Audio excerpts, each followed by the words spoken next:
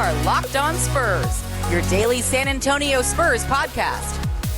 Part of the Locked On Podcast Network, your team every day.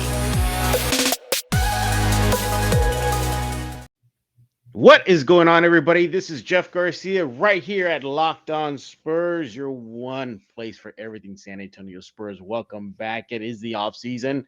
Yeah, I know. It brace yourself, everybody. It's going to be a very long off season. Hopefully, things will get going as soon as the playoffs are over and the draft is ahead. What are we talking about today? We're looking at the chances of Dejounte Murray making, or at least getting, that award for the most improved player. Let's just say our guest already chimed in. He said, nah, ain't going to happen. And then we're going to be looking at how big of the gap is between the current crop of NBA teams that are in the postseason versus the Spurs. You know, the Spurs want to make that playoffs, but just how big of a gap is it for the Spurs to reach that level? Who is the man who is joining us here today? Finally, we got him on here after a couple tries. He is Brandon Medina with San Antonio Sports Star, host of the Sunday Sports Grill. Brandon, we missed you here at Los, man. Yo, listen, you act like I'm just constantly denying the opportunity. No. Yes. I didn't say you did deny. I just say we've been trying to get you on, man. I'm always up to hang out with my boy Jeff Garcia. You kidding me? The local celebrity himself? Absolutely. Always. Hey, man. Hey, now. At a chance. Hey, I'm not the one with the WWE robe. So You're right. I have the Ric Flair robe on deck, ready to roll. Do you wear that often, or do you kind of stash that away? Listen, don't ask questions if you're not prepared for the answer, Jeff. You know what I mean? So I want to keep this a family-friendly show. So definitely I wear it often. I bet the wife loves it, huh? Or your fiance. Absolutely. Your lady. Absolutely. Listen, we have one shot. Every time I put it on, there's always an opportunity for possibly another. So who knows? But I'm here to talk Spurs, baby. Let's dive into this, man. All right, look.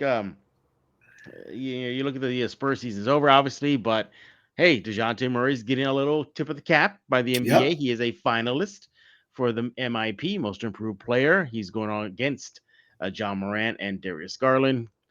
Brandon, you made it very clear before we started. You said, it's probably not going to happen, right? Yeah, no, I think it should 100%. It's just we've talked about this before, even here on Los, and you know, Spurs players are not known for getting the notoriety they sometimes deserve by the NBA and by voters and stuff like that. So, I mean, you look at how many All-Star appearances anybody not named Duncan had when it comes to Ginobili and Parker. And I mean, you know, this is nothing new. Dejounte squeezed his way into the All-Star game, impressed, but he was not a quote-unquote first ballot kind of all-star appearance. You know what I mean? He just kind of squeezed his way in.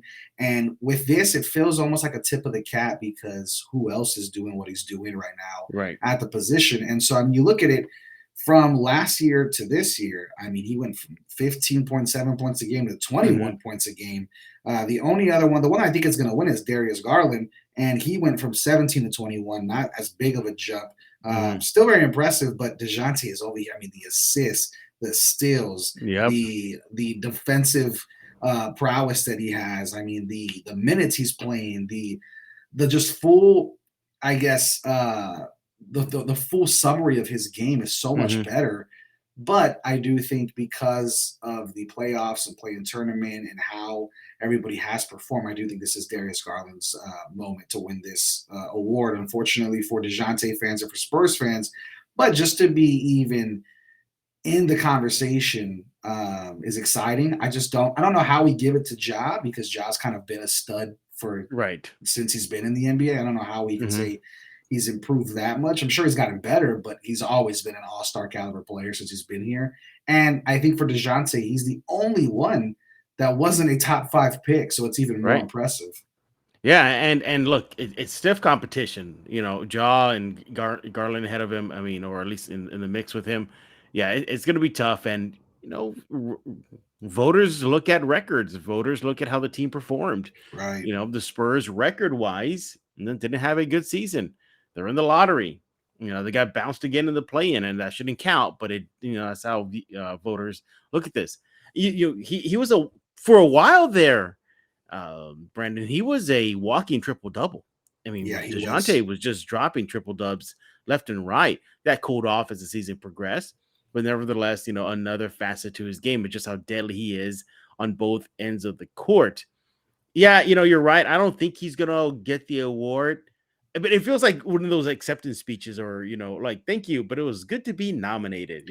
That's Yeah. what it feels like he's going to come down to, Brandon. Now he deserves it 100% though. I Yeah. mean, you look at the jump. I mean, he went from just look at the strict numbers from last year, from 2020, 2021 to 2021, 2022, the whole year, the full year Mhm. scope.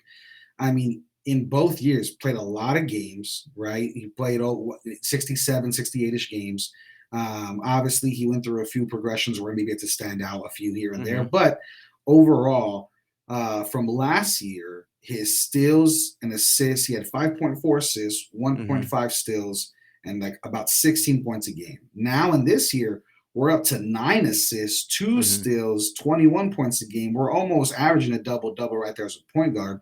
Darius Garland, very similar, except he doesn't have the steal category. He doesn't have even the assists more than Dejounte. So overall, it just doesn't make sense why Dejounte wouldn't win it. I'm just thinking if history was to repeat itself for awards like this, Dejounte, unfortunately, is going to get overlooked. Yeah, and um, yeah, it is unfortunate he's going to get overlooked, and he more than deserves the nod. I think the odds are at least Vegas odds are out. We know you talk about that on Sunday Sports Grill. The Vegas odds on him winning it pretty low. It looks like it's leaning towards, like you mentioned, Garland to Yeah. walk away with the award. But this is not a slap in the face to Murray if he doesn't walk away with it. I mean, we know what he's did. We know how big of a jump he made. I mean, I knew he was going to make a jump. I didn't think it was going to be this big of a jump this Right. season, this past season, Brendan. I thought it'd be, just that typical progression, but not all-star, making it. Of course, yes, I know he got in because of an injury thing with Draymond, but he still made it nonetheless. Yep. He's being nominated right now for the MIP award. He's kind of, would you say he's a household NBA name, or he's not there yet? I don't think he's there yet, but just because Okay. I don't think Darius Garland is a household NBA name yet, and so it'd be unfair for me to compare the two without giving the other the nod as well. And I think in San Antonio, 100%, he's a Sure. household name. Yeah. In Texas, he's a household name. I think when you start talking about the casual NBA fan, no, not yet.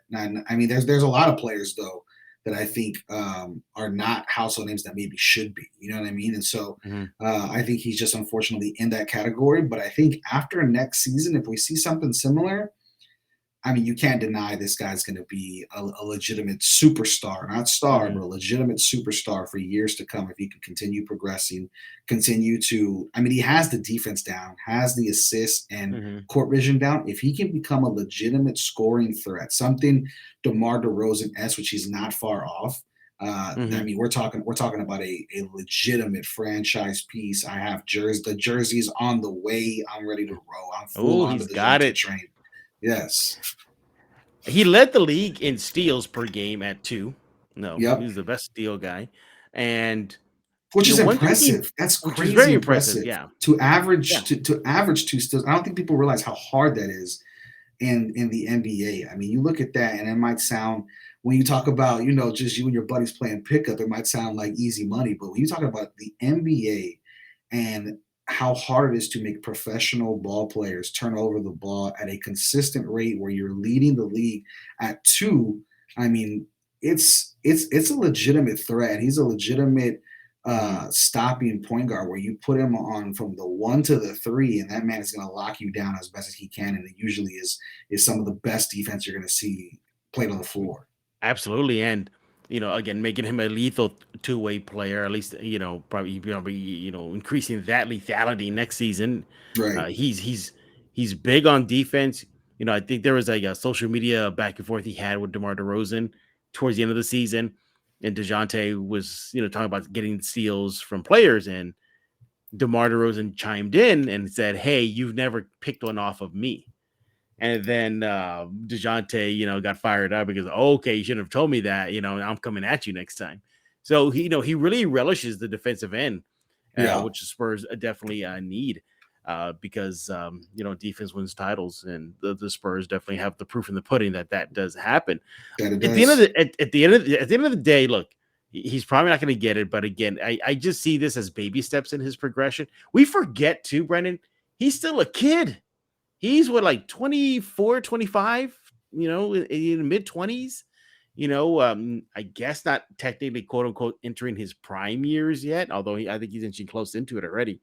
Um, but Yeah, we're not far off. He's just we're making not far.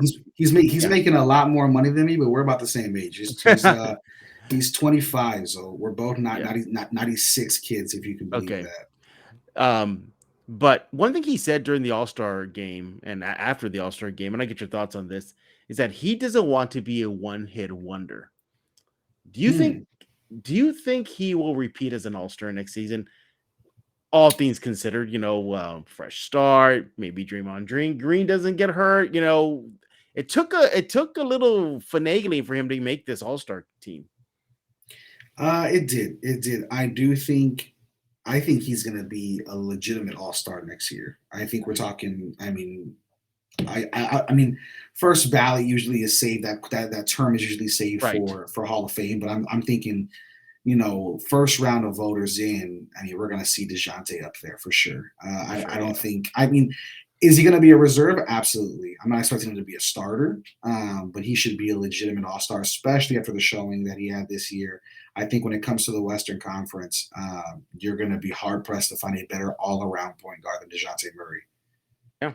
And he is one of the best. He has the respect of his colleagues from Draymond Green to Steph Curry, and many others that always talk high praise about DeJounte.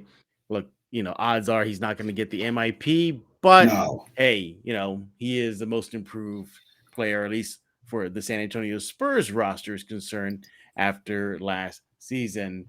Hey, we're talking right here with Brandon Medina of San Antonio Sports and the Sunday Sports Grill. He's going to tell you everything about his show in just a few minutes. But I want to talk to you about Prize Picks. All right, NBA fans, are you looking for a daily fantasy option for the NBA? Then you need to try the award-winning app Prize Picks. Prize Picks is a daily fantasy made easy. I love this. We all know you will too. And look how awesome it is to have Brandon on, because that's all he does is fantasy football, fantasy stuff. So maybe Brandon can tell us more about what he does on the fantasy side on his show later on the show. Look, it's easy to use. You pick 2 to 5 players and over and under on their projections, and you can win 10 times on any entry, and it's just you versus the projected numbers. The entries can be made in 60 seconds or less. It's very easy. It offers safe, fast withdrawals, and you can get the app on both the App Store and Google Play. It offers a variety of options. You can pick from point scores to rebounds, even steals, and it allows for mixed sports entry. And look, they got college basketball, football, NFL, MLB, MMA, soccer, and so much more. For a limited time, Prize Picks has an exclusive no-brainer of an offer for all of our users. You get $50 for free if a player in your first Prize Pick entry scores a single point, but you got to use code NBA. One more time, exclusive offer right here for the Locked On fans. Sign up today, get yourself a $50 off for free, just right there, just by using code NBA. If a player in your first Prize Pick entry scores a single point. Once again, go to prizepicks.com. And hey, while we're talking about picking players and betting and whatnot, hey, I want to talk to you about betonline.net. It's your number one source for all betting stats and sports info. Brandon, they already have the odds at BetOnline if Pop is going to come back. And Wow. they got it. And then we get your thought 10-1 odds. Would you take that? Wow, 10-1. That's pretty hefty. Yeah. Yeah. So and that's for him to come back. For him to come back. Yeah. Listen, I think that's probably on the money. I think he does come back. I'm not Mhm. touching it because there's not enough money to be Money to be made. made. Yeah, I Not enough know. money. But you can find all the latest sports developments, league reviews, and news, including this year's basketball playoffs and the start of Major League Baseball season. BetOnline is your continued source for all your sporting and wagering information, from live betting to playoffs, esports, and so much more. I love going to BetOnline. It gives me all the NBA props, all the NBA futures, even lines on the current playoff games going on right now. Head to the website today, betonline.net. Use your mobile device to learn more about the trends and action. BetOnline, where the game starts. Let's get back with Brandon Medina, San Antonio Sports Stars' very own. And we're talking about Dejounte Murray and the Spurs, well, the current roster as constructed, got to keep that in mind, versus Yep. the playoff field. All right. So we just finished talking about Dejounte Murray, and he's leading, this young Buck crew into the next chapter of the franchise history. But current history shows that the Spurs have not made the playoffs in what about 3 years straight now. Are we so we're not at all counting in The play-in. the play-in or the bubble No, stuff? Okay. no, we're looking at making the playoffs, and All they right. have not made the playoffs I in just want to quite make some sure. time. I just want to make sure because I don't know if Jeff Garcia is the one of those guys that hands out participation medals. I don't know. No participation medals here. The players want to make it. Vassell said it, Murray said it, Pirtle said it, they all said it, but they came up short again, losing in the play-in again, back-to-back seasons. Yep. But Brandon, you've been watching the NBA playoffs right now. I've noticed the increase in physicality, the increase in speed, the increase and just all around upping everybody's game. Based on what you saw this past season and in the play-in game for San Antonio, how big of the gap is for the Spurs to be playing at that type of intensity? Are we looking at 2-3 years away next year if all the draft picks go right? Did the pair of play-in tournament games that they played help them get ready for that level? I'll tell you my opinion in a bit, but I got to hear, what do you think? How far away are they from playoff basketball? This is a 2025 project, in my opinion. 2024, 2025. I think we're about 2 years off from being legitimate. Let's go get it. Let's start. Not even contending necessarily, just straight up. Let's have some physical games in the playoffs where we're a 5 seed, a 4 seed, something like that. I think we're not far off. Now this could all change dramatically Right. for better or for Exactly. worse within the next 6 months. It's going to be big time. Obviously, you have the opportunity to take quite a bit of capital when it comes to the draft lottery and the draft itself. You have 3 picks. I think I read recently you have like a little bit over a 50% chance of going in the top 10 right now with one of them. Top 10 picks are gold in the NBA, man, for whatever reason. I mean, it's not like we're seeing constant all-stars every year, but top 10 picks are definitely very vital to an organization, whether it be that we're picking that player there or we're trading that pick away. And I think for the most part, there's no need to look at a project anymore for the San Antonio Spurs. We're looking at straight up pieces that are going to help win games. And with that, I just don't even know. What do you think, Jeff? Do we pick one player? Do we pick 2 players? Do we pick no players? Are we just moving straight up? Let's go get some ballers that we know can hoop and not some questionable, 18-year-old kid that was a one and done or two and done. So I don't know where we're gonna go. All I know is the Spurs. Right. The Spurs obviously lost to the Pelicans. The Pelicans now are competing pretty well as well with the Phoenix Suns. I mean, it's not a complete blowout over there. And I mean, they beat the Clippers right after us. They're facing the Suns. They're down 1-0.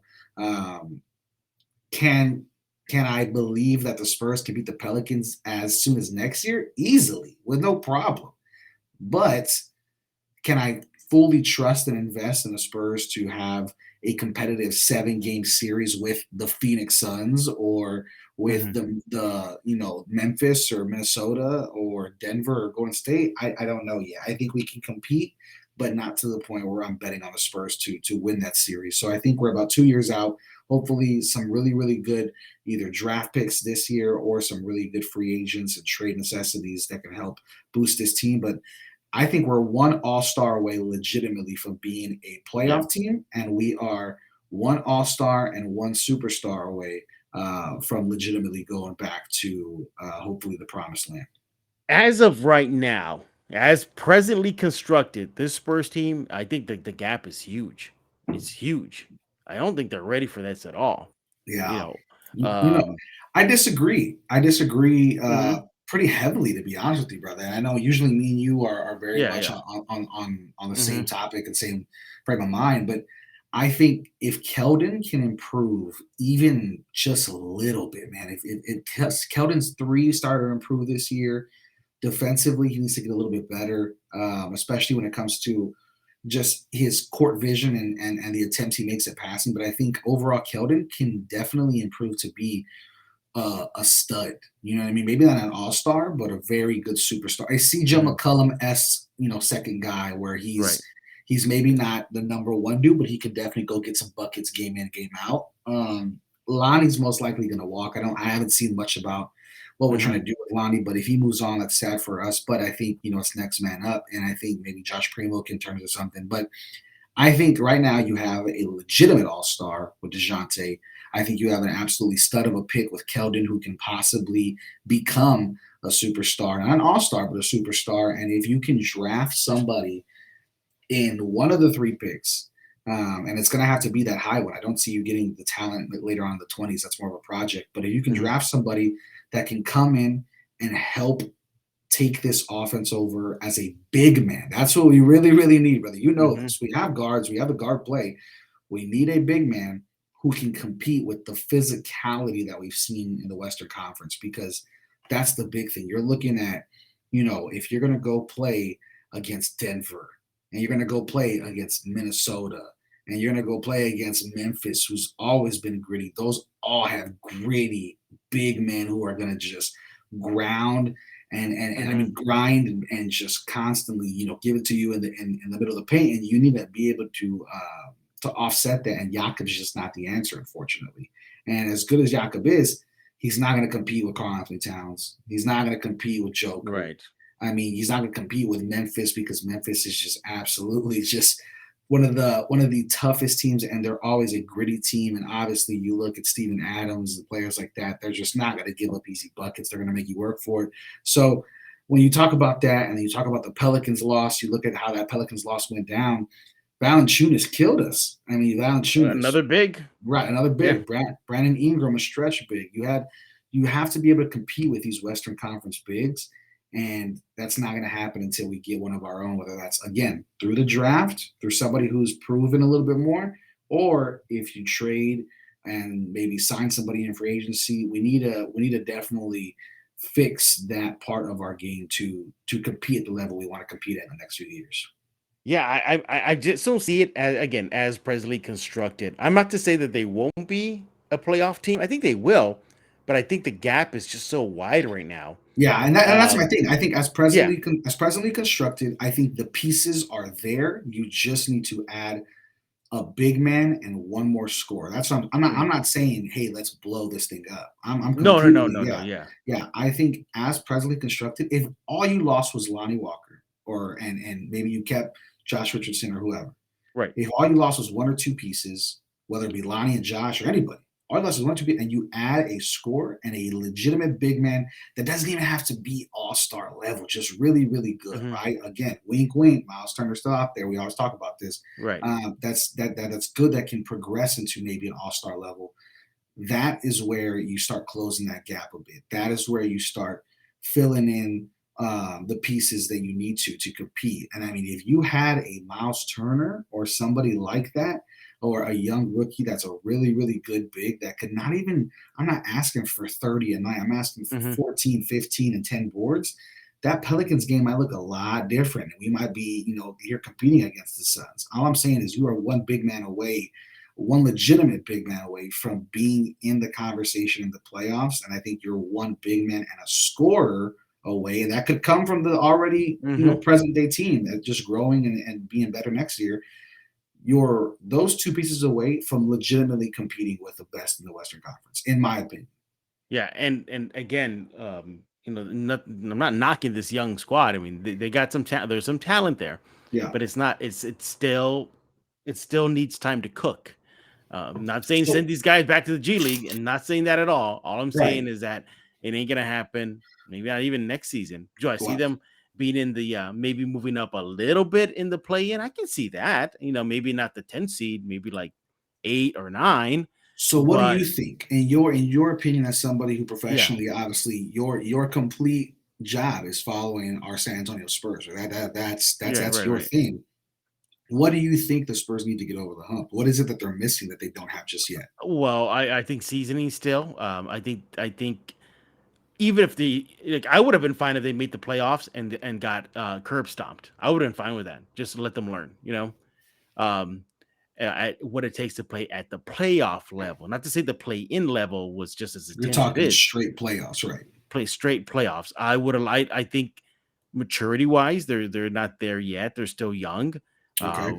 that goes beyond the X's and O's, the stats, just maturity. And I think they still need that. A little bit too. I don't know. Tell me what you think about this. Is I think they ended the season really good, the regular season, but I don't think they were truly tested. They played a Blazers team that was in the tank. The only game that I saw them really, really, really show something to me was that Denver win on the road. Everybody was bubble wrapping their players towards the end of the season. I didn't know that was fool's gold, but I need to see them get tested more. I need to see them test other teams. And we saw the beginnings of that, especially the post All-Star break. We started seeing that, and that's good. Those are steps in the right direction. I need to see some consistency out of your two top players. But now, okay, fine. Dejounte was sick.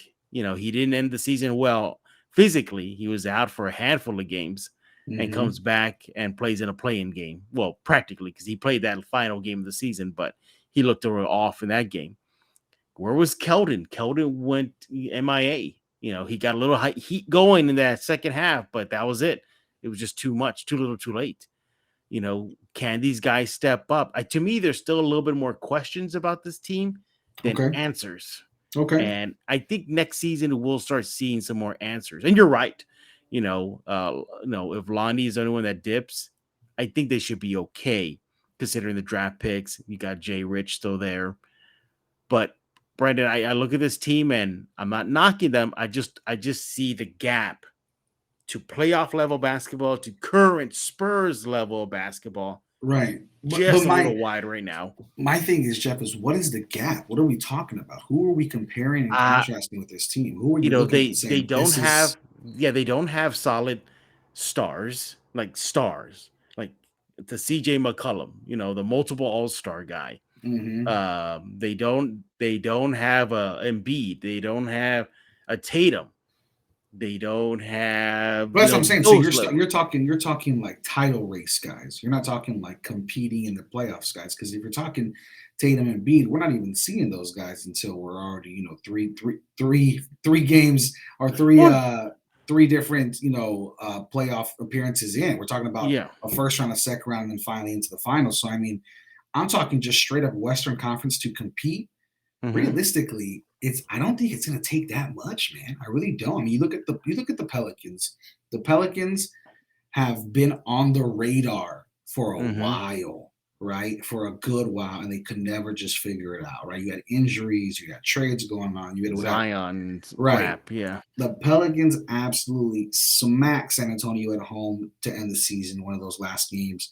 Then they come back, only win by 10 to go into the following into the play-in tournament. And a lot of that was Brandon Ingram and McCollum. I mean, you had a scorer and you had Brandon Ingram and Valanciunas, two big men, right? If we can stop that with having our own big man and Keldon continues to grow as a scorer or Vassell or whatever, I don't think we're that far from a team that who is competing in the playoffs. And that's the absolute bottom of the barrel, right? They're going against the Suns. They're going to get smacked most likely.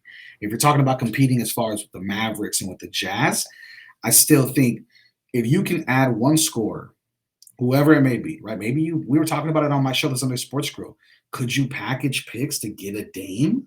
Could that happen? I'm down. I don't know, but I do think that definitely is a possibility. Could you package picks to get a Bradley Beal? That could happen. I mean, you're talking about players who are already unhappy in their current situation, who are making money that you can definitely afford and can pay out if you want to. And then you're also talking about an upcoming free agency class that's way better than last year's. You're talking about a draft class that seems to be very, very good at maybe some pieces that can come in as role players or six-man or whatever the case. I'm not seeing as many stars as maybe I once was, but there definitely could be some surprises. I just think as a whole, this is a great draft for big men where you're not going to have to spend the capital you might have to at free agency, and you can go trade or sign a legitimate scorer, and we're right in the mix. You're looking at the Jazz and Mavericks, the way this rivalry and this playoff game series is going. I mean, the Jazz kind of fell apart this last game. You know what I mean? Mhm. You look at, you look at Spider. My boy Donovan Mitchell's having to do a lot by himself. You're looking at Rudy Gobert, who's never been a scorer, and Mike Conley, who definitely couldn't buy a bucket against Yeah. Dallas. And I mean, Dallas is competing at a very high level. And what do they have? Really, they have very good role players, and they have a legitimate threat. And then now Jalen Brunson's becoming that guy. And that's what I mean. Can Keldon become that guy, that next in line dude? I think so. Can Devin Vassell become a legitimate role playing guy that scores a lot? I think so. If we're saying Dejounte is going to be a legitimate household name by next year, all star for sure next year, then we shouldn't be that far off if we had a few pieces. Yeah, I mean, I get, well, see, it was right there. They need a few more pieces. So again, they're not ready yet. The maturity level, what I was mentioning earlier, still needs to work on it. Pop said it. Our youth showed in this loss to the Pelicans. Right. They're still young. So I think you combine all of that. I mean, it's like we're disagreeing with each other, but we're also agreeing with each other. We disagree on maybe their path, but we agree that work still needs to be done. Well, because that's the Um, thing. You need, I yeah. think, but do you need? Let me ask you, because it's always a topic of discussion too for sports talk. Is Mhm. do you need a veteran on the squad? Do you need a legitimate veteran on this team, Hmm. or can you trust a young team? Because you look, okay, just to put it in perspective, and I know I'm going to get heat for it because a lot of people disagree with it, but whatever. This is my opinion. Yeah. The Suns do not make the finals without Chris Paul. You can put anybody in that position. That doesn't happen without Chris Paul. Oh, So he's the engine, that's for sure. he's the engine, Yeah. but you take away Chris Paul, we're not even talking about the Suns as the top one seed at all. I don't think so whatsoever. And that's my opinion. I don't think the Suns even have the discipline or level of intensity that he brings to the floor as the general. Do we need that? Do we need somebody that is that guy? Do we need a veteran for us to take that next level? Is that what it takes? Because the Suns were very good and had very good pieces, but they were never going to get over the hump without Chris Paul.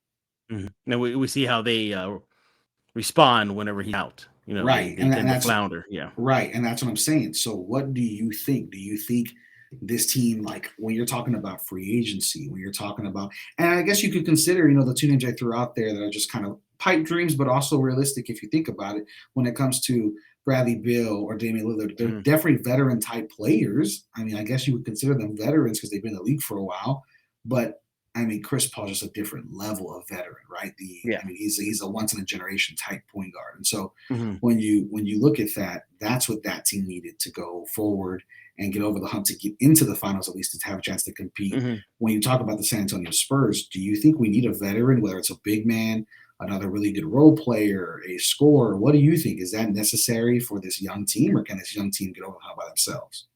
I think to hurry up the get over the hump, you bring in the vet. Okay. Um, if you're gonna stay, status quo and do a full on youth movements we're seeing right now, then it's gonna take some time. But the problem is like, what veteran is going to come to a team that's not even close to even sniffing the playoffs? Right. Who's gonna want to come and do that? It'd be different if San Antonio was located in New York City. Maybe that'll come back, but it doesn't happen that way. You know, as everybody knows, LMA was the lone big free agent name ever to come to San Antonio in its franchise history. And yeah, I think you got to put a product on the court first to attract um, a veteran that's willing to be help a team get over the hump. Now, Jay Rich, credit to him, he's doing the best he could in the short time that by the time the trade happened, the few games he got in, but that's like an example of the type of veteran you need. You see him fueling Primo to talk smack on the court. You see him, trying to get into the head of his own teammate Zach Collins, not to be a what, but just to get him ready, for big games, as he talked about it with one of the media sessions about messing around with Collins. You need that, and he's embraced the role. And I think you need a player a notch above Jay Rich, at the Chris Paul level to put him over the hump. But yeah, this is such a great question. It's a good debate. Like, just how far away are the Spurs from making the playoffs? We're talking with Brandon Medina. He's with San Antonio Sports Star. He's gonna be talking about his show in a few seconds. But this episode is brought to you by Rock Auto. With the ever-increasing numbers of makes and models, it's almost impossible for your local chain auto parts store to keep up with all the parts you need. That's why you got yourself Rock Auto. Look, you got computers with access to rockauto.com at home and in your pocket on your cell phone. Just go there right now. See everything they have to offer for your make and model. Save time and money when using Rock Auto. Don't go spending up to 30, 50, even 100% more for the same part from a chain store or car dealership. You can just simply go to rockauto.com. The prices there are reliably low for every customer, and they have an easy-to-use website. You can find the solution to your auto part needs, and they got everything you could need, such as brake parts, tail lamps, motor oil, even new carpet. Yeah, again, go explore their very easy-to-use website. You want to go to rockauto.com right now, see all the parts available for your car or truck, right? Locked on in there. How did you hear about us box? So they know that we sent you. An amazing selection of reliably low prices, all the parts your car will ever need, rockauto.com. We're back with Brendan Medina.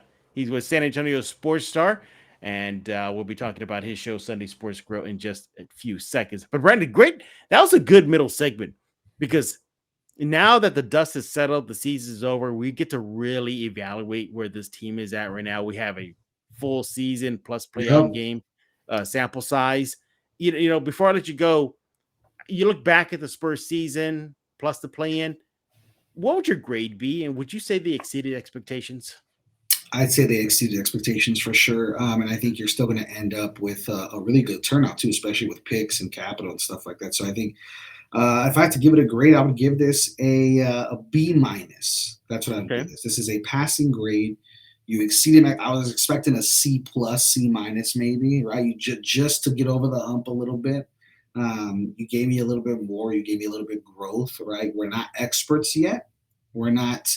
You could use some tutoring. You know what I mean? You could definitely help out a little bit, but overall, I think this is a B minus grade for the San Antonio Spurs, and I think when it comes to making moves for the future, I think this was an A plus. I think the add of Josh Richardson, the trades that you did make, the capital that you did get, especially with the draft and stuff like that, you set yourself up for an incredible summer and end of the year. And I think this year in 2022 is a pivotal year in the San Antonio Spurs franchise. And I think when we look back in 15 years at 2022 and me and you are older and still drinking way too much, I think we're going to look back at this and say one of two things: either the Spurs got it right or this is where it all went wrong. So hopefully we're saying the first and not the latter.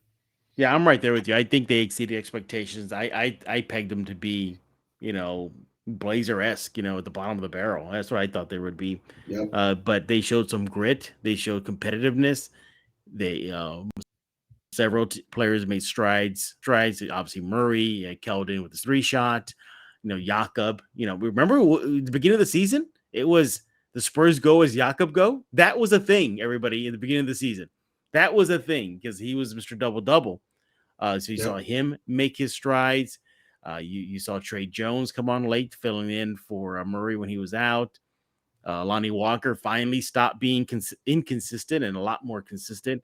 And that happened with, I think, the move of Derek White too. Like you needed to lose one to let the others kind of flourish. Right, exactly. And then low key, man, I'm keeping my eye on Devin Vassell next season. Oh yeah. I think this kid is. I think there's something here, man.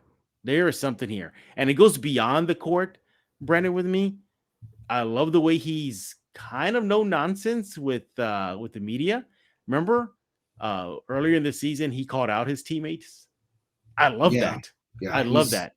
He's definitely a locker room leader for sure. As far as what it seems like. So you need those guys. You need those guys who are no nonsense because obviously, at the end of the day, we're here as fans and they're here as players to do one thing, and that's to win a championship. And so you need guys like that to keep the motor running. Absolutely. And so I like where this team is going. It's just how far away are they to close the gap? Hey, you heard our thoughts about that topic. What do you think? How far away are the Spurs from competing at a playoff level? As presently constructed, keep that in mind. So just looking at the roster as we have it right now. And also, what do you think about Dejounte Murray? Likely not going to make get the award for the MIP, but should he get it? All right, Brennan, we need to know everything about your show, the Sunday Sports Grill.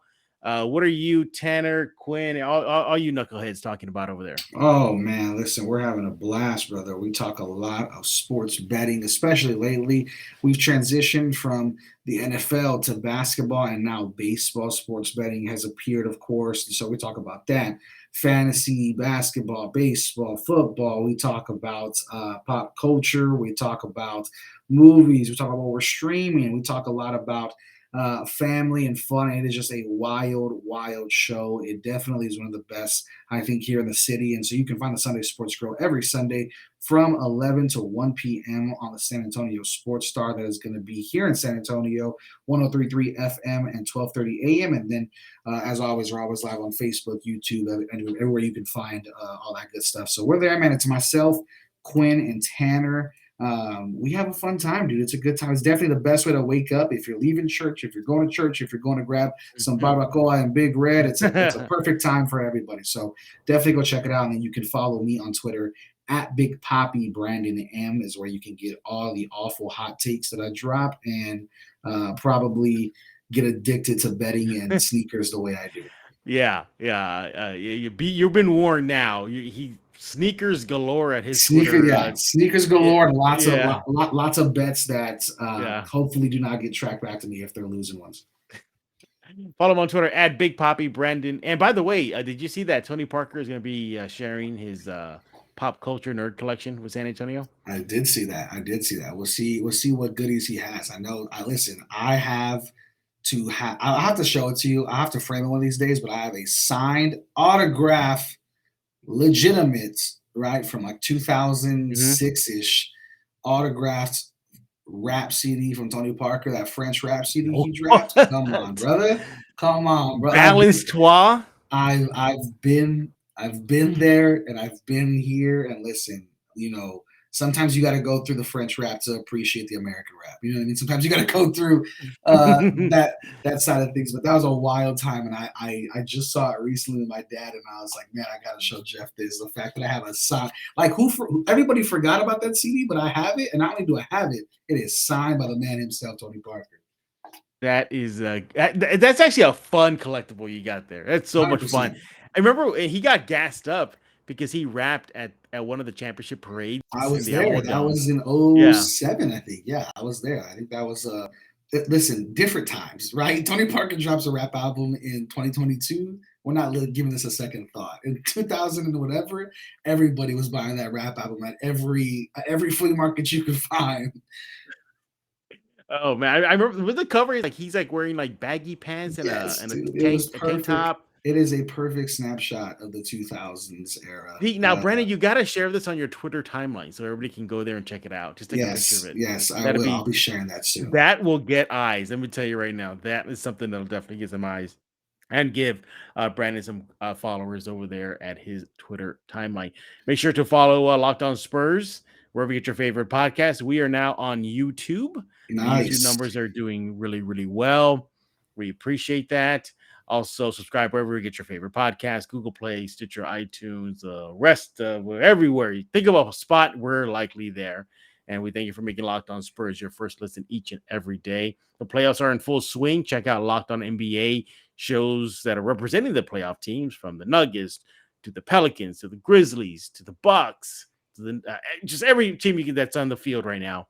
Go subscribe to them and check out what they have to say. So for Brandon, Big Poppy, Medina, I am Jeff Garcia. We're going to put a lock on this episode of Locked On Spurs.